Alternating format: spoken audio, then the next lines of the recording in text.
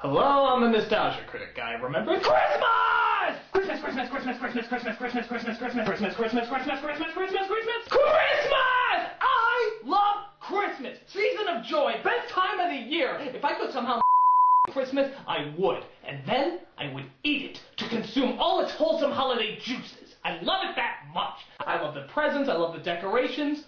I even love these obnoxious little novelty items that burn money like a Yuletide fire.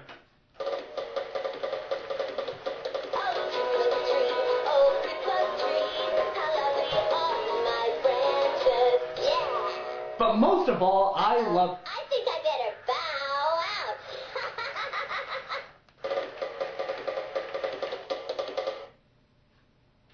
out. But most of all, I love the Christmas specials. The movies, the shows, the classic shorts, I love them all. But which ones are the best? I mean, I know we all had to watch the Rankin Bass stuff because we mentally enslaved ourselves to do so, but which specials hold up the best? Which ones capture the true essence of Christmas? Which ones are the funniest, saddest, or most influential? Well, tonight, seeing how it's the 12 days of Christmas, I'm counting down the top 12 Christmas specials of all time. Why top 12? Because it's Christmas! This is the top 12 greatest Christmas specials.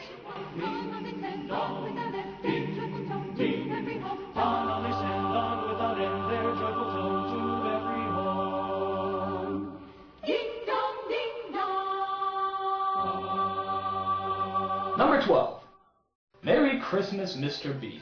Living mostly in a world of silence, Mr. Bean shows us that you don't need dialogue to be funny or Christmas savvy. The character is kind of like a 9-year-old trapped in a man's body. So like a child, he encompasses all the excitement about Christmas, but not much of the heart. He's selfish, but he's also innocent, just like most of the kids at Christmas time. A good example is where he's playing with the nativity scene like a G.I. Joe playset. He's not being mean, he just doesn't know any better. I used to pretend that the baby Jesus was a Teenage Mutant Ninja Turtle. I was grounded for a week. There's also a great scene where he writes out a ton of Christmas cards and then sends them to himself. That's both funny and kind of sad at the same time. Most people remember the infamous turkey on the head scene, which results in one of the funniest lines in the show. You got the turkey on? There's also a great joke about getting his girlfriend a ring, but I won't dare ruin it for you here. Bottom line, Mr. Bean was full of surprises and almost entirely visual humor, which just goes to prove that Christmas doesn't always have to be heard to be felt. Merry Christmas, Mr. Bean.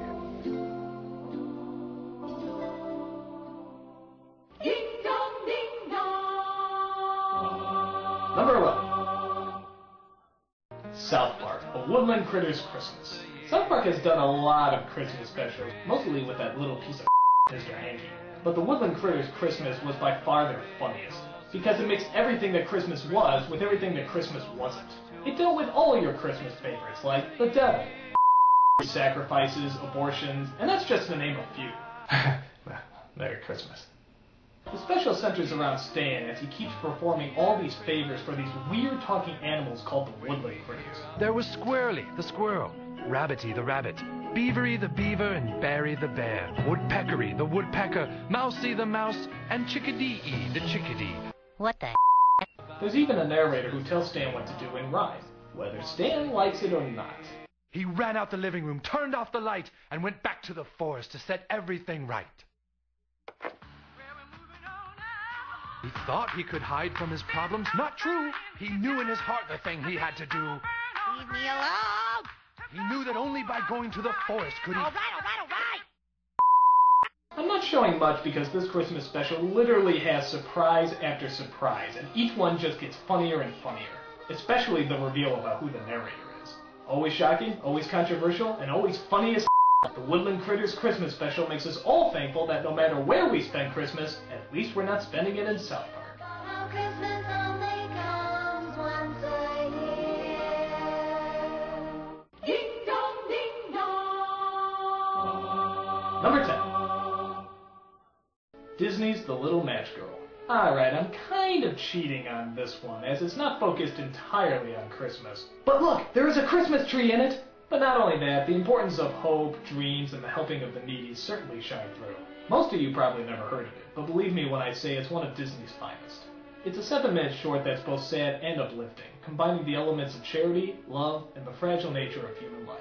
And have to admit, is one of the few things in my life that actually did manage to get me a little teary-eyed. Shut up! Unfortunately, the short is only featured on the Platinum DVD edition of The Little Mermaid, which I'm sure doesn't please people like the nostalgia chick. I hate this movie. I sold my soul for a and a man I don't know. Needless to say, Little Match Girl really does need its own DVD release. It's touching, endearing, and maybe the strongest thing Disney has done since their Ave Maria from Fantasia. If you haven't discovered it yet, do yourself a favor this Christmas and definitely check it out.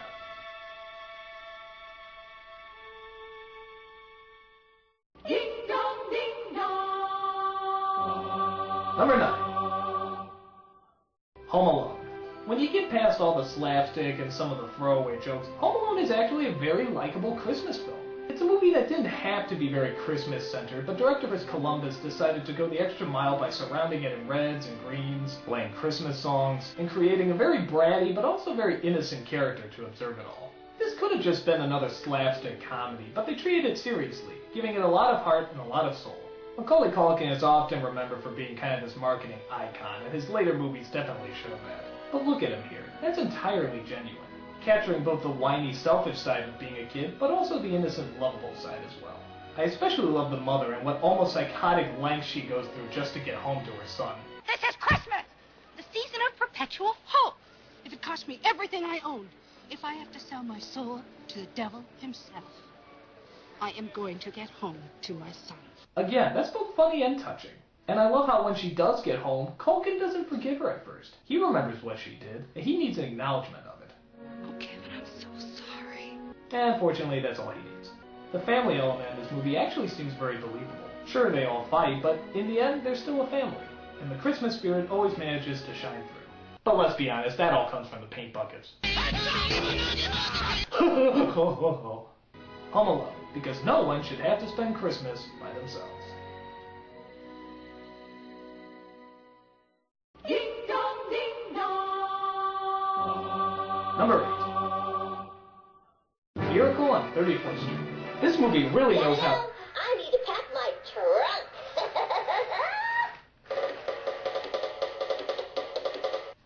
That was annoying. This movie really knows how to portray Santa Claus, in that he's not just a chubby, jolly guy, he's sophisticated and dignified, which only actor Edmund Gwenn could provide. It's basically about a man who really thinks he's Santa Claus, and so a court case is drawn out to prove whether he is or not. Cause that's just what kids want to watch, right? A court case! Surprisingly though, Miracle on 34th Street is very entertaining for kids. A lot of that is not just due to Gwen, but also to a very young Natalie Wood, who seems smarter beyond her years, but still essentially a little kid. He said, "What kind of an animal are you?" And I said, "I'm not an animal. I'm a girl." Unlike the remake where the kid just seems like a walking pudding commercial.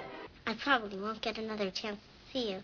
Unless I get arrested, which is very unlikely, since it's Christmas Eve and I'm going to bed uncharacteristically early. Aren't I just pussies? It's funny because the explanation of how Santa gets released with the mail argument doesn't really hold up anymore. In fact, that is one of the few things the remake changed that I actually thought was a good addition.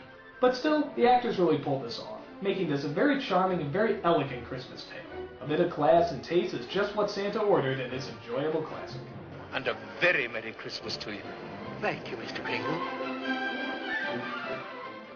Ding dong, ding dong. Number 7. The Small One. This is another one I'm sure a lot of you haven't heard of, but really is timeless. It's about a boy and his relationship with his donkey, who he has to sell because he's getting too old. The rest of the story follows the boy as he tries to find a suitable buyer, but none of them seem to be kind or generous enough for the boy to give him away. I have problems getting rid of my jackass too. But I digress. The ending is pretty easy to figure out, but I won't ruin it for those who haven't seen it. Let's just say it's a perfect ending to what is ultimately an enjoyable and charming Christmas special. It was directed by Don Bluth before he left the Disney department, and like most prime Don Bluth material, it tugs at your heartstrings and brings on the sadness. But like his films as well, it ends on a happy note, which of course makes everything okay. I'm emotionally scarred, but the ending is so happy! It's one of his stronger pieces, and yet it's only a half hour long, keeping it short and sweet. You can find it on this Disney holiday DVD at most DVD stores. And much like the Small One himself, it doesn't cost much and is worth every penny.